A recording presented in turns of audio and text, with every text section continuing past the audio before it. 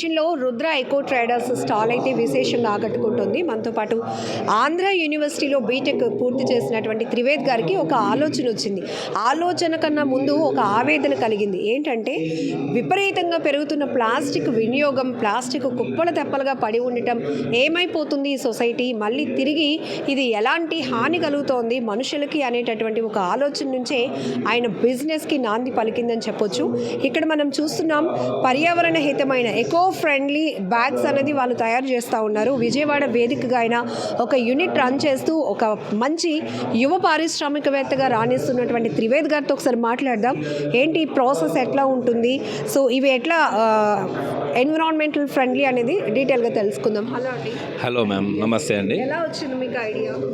యాక్చువల్గా నేను బీటెక్ చేశాను ఆంధ్ర యూనివర్సిటీ నుంచి. నాకు ఈ ఐడియా ఎలా వచ్చిందంటే I want to do something for this society, environment ఫ్రెండ్లీగా ఏదో ఒకటి చేయాలి అనే ఆలోచనతోనే నేను ఈ స్టార్టప్ అనేది స్టార్ట్ చేశాను. సో యాక్చువల్గా నా ప్రొడక్ట్ ఏంటంటే అండి, biodegradable and compostable carry bags. మనము పొద్దున్న లేగుస్తే సాయంత్రం వరకు ఏ షాప్కి వెళ్ళినా ఎక్కడికి వెళ్ళినా వి యూస్ క్యారీ బ్యాగ్స్. ఎక్కడికి వెళ్ళినా the use grocery bags, pouches, like garbage bags ఎక్కడైనా. సో దానికి మనం రీప్లేస్గా ఏం చేయగలుగుతాము, ఏం చేస్తే బాగుంటుంది అని చెప్పేసి ఆలోచనతోనే I got in to this business అండి. ఈ స్టార్టప్తోనే ఏంటంటే బేసిక్గా ఇదేంటంటే ఒక ప్లాంటేషన్ ఫామ్తోనే ఫిల్లర్ అంటే ప్లాంటేషన్ బేస్తోనే చేసిన ఫార్మేషన్ అనమాట మేడం. ఇది ఫిల్లర్ అయినా కానీ లేకపోతే ఇది మన ఓన్ బేసెస్ అనమాట. కార్న్ స్టార్చ్తో చేయొచ్చు, పొటాటో స్టార్చ్తో చేయొచ్చు.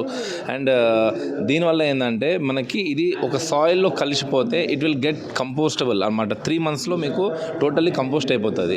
6 months లోపు మీకు ఇక ఈ కవర్ అనేది కనబడదు. So which is very good for environment అయినా కానీ లేకపోతే పర్యావరణానికి అయినా చాలా మంచి రీప్లేసబుల్ అనమాట మన ప్లాస్టిక్కి. సో మనం రెగ్యులర్గా యూజ్ చేసే ప్లాస్టిక్ కవర్స్కి దీనికి డిఫరెన్సియేషన్ చూస్తే కనుక థిక్నెస్ కూడా చాలా అసలు ఇది యాక్చువల్గా మీకు కనబడడానికి సేమ్ ప్లాస్టిక్లా ఉంటుంది, but it is totally biodegradable.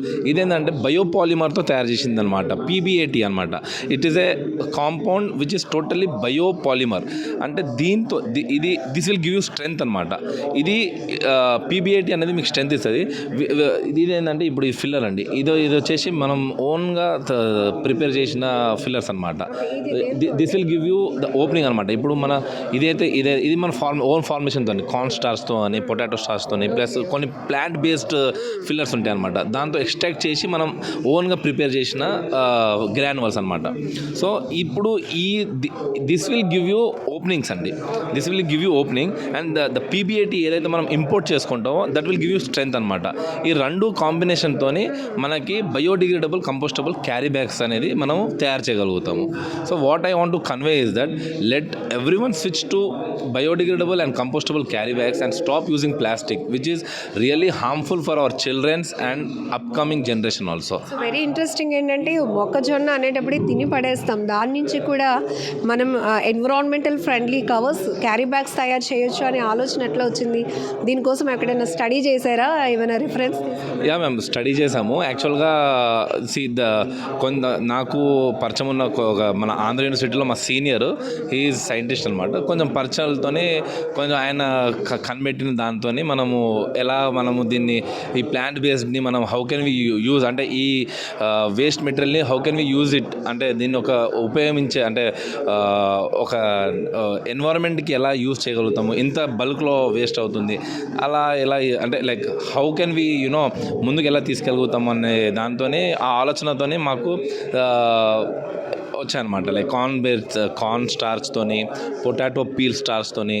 So we make దాన్ని ఎక్స్ట్రాక్ట్ చేసి దాన్ని ఒక గ్రాన్యువల్గా తయారు చేసి ఒక కాంబినేషన్ ఇంపోర్ట్ అయ్యే మెటీరియల్తోని బయోపాలిమర్తోని కాంబినేట్ చేసి వి మేక్ దిస్ కవర్స్ అనమాట. ఇప్పటికే చాలా ఇలాంటి రీసైక్లింగ్ సిస్టమ్స్, యూనిట్స్ అనేవి రావటం, మరొక వైపు ప్రజల్లో కూడా అవేర్నెస్ పెరుగుతోంది. మీలాంటి వాళ్ళందరూ కూడా ముందుకొచ్చి ఒక అంటే ఎంటర్‌ప్రెన్యూర్స్‌గా ఎదగడమే కాదు, అసలు ఏంటి ఇన్నోవేటివ్ అనేది తెలియజేస్తూ ఉన్నారు. కొన్ని రోజులకి అసలు ఇప్పటికే వినియోగిస్తున్నటువంటి ప్లాస్టిక్ వ్యర్థాలు లక్షల కోట్ల కుప్పల తెప్పలుగా పడి ఉన్న పరిస్థితి, దానివల్ల వచ్చేటటువంటి మేము ఇప్పుడు మీరు చూస్తుంటే ఒక 10 years మీరు ఫర్ ఎగ్జాంపుల్ నేనే చిన్న చిన్నప్పటి నుంచి ప్లాస్టిక్ యూజ్ చేస్తున్నాడు. ఆ ప్లాస్టిక్ ఇప్పటికీ మా ఇంట్లో ఉంది. అంటే జస్ట్ ఇమాజిన్, నేను చిన్న ఉన్నప్పుడు ఏదో చిన్న పనికి కవర్ తెచ్చిన కవరు ఇప్పటికీ మా ఇంట్లో ఉంటుంది. కానీ ఇది అలా కాదు. మన కవర్స్ ఏదైతే ఉందో కవర్స్తో జనాలకి చాలా ఎక్కువ యూజ్ ఉండదు. ఏంటంటే అది సింగిల్ యూజ్ ప్లాస్టిక్ అనమాట, సింగిల్ యూజ్ టైం అనమాట. ఒక్కసారి మనం తీసుకెళ్ళామంటే దాన్ని ఎక్కడ పెట్టాలో అక్కడే పెట్టాలి. దాన్ని రోజులు ఇంట్లో పెడితే దానివల్ల మనకి చాలా కెమికల్స్ అనేవి బయట ఇదవుతుంది. ఎండకి ఎక్స్పోజ్ అవుతే దానివల్ల కెమికల్స్, చాలా టాక్సిక్ కెమికల్స్ బయటికి వస్తాయి. సో దానికి రిప్లేసబులే మన బయోడిగ్రేడబుల్ కంపోస్టబుల్ రుద్రైకో ట్రేడర్స్ అనేది మనము కనిపెట్టిన కవర్స్ మేడం. జనరల్గా విరివిగా ఉపయోగిస్తున్న ప్లాస్టిక్ వినియోగం వల్ల హెల్త్ ఎట్లా ఎఫెక్ట్ అవుతుంది? మేము చాలా ఫర్ ఎగ్జాంపుల్ నేను ఏమో చెప్తున్నా అంటే, ఇప్పుడు మనము take it for any tea stall లేకపోతే any hotel, they pack in very hot plastic కవర్స్లో చేస్తారు. మీరు అది ఓపెన్ చేస్తే మనకు కనబడవు, but there is lot of micro plastic and there is lot of toxic which is been కవర్లో ఉంటుంది.